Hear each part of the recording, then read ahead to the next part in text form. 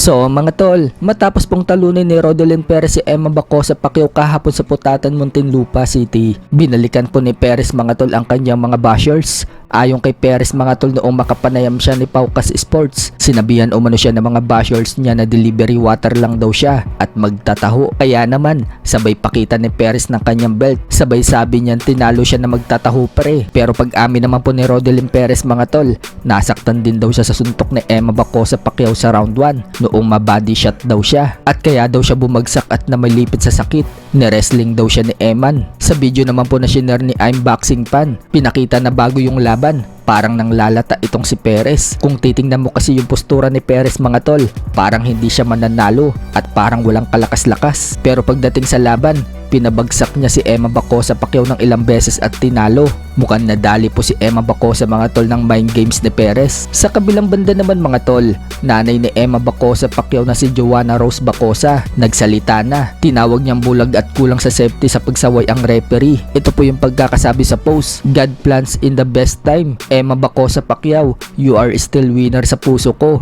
at sa puso namin ng pamilya natin. Pati sa mga taong naniniwala sa iyo, ikaw ang panalo sa amin. Maraming lapses ang referee sa second round pa lang. Sinusuntok ka na marami ni Perez sa likod ng ulo. Hindi man lang binawasan ng referee yon.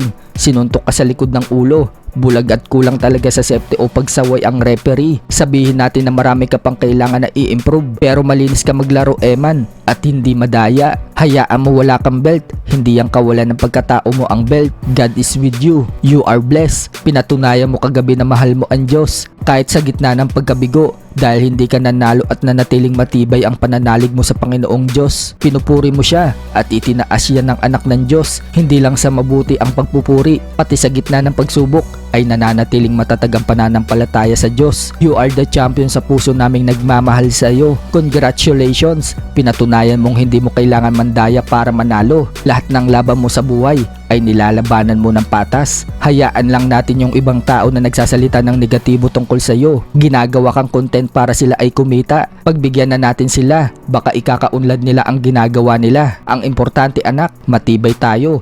Because we have a God, buo ang pamilya, at higit sa lahat, napakaraming nagmamahal sa iyo anak. Hindi matutumbasan ng pagkatalo mo ang itinatak mong kabutihan at inspirasyon na ibinigay mo sa maraming Pilipinong nagmamahal sa iyo. You are so blessed. To God be all the glory, honor and power. We love you Eman Emmanuel Joseph Bacosa Pacquiao.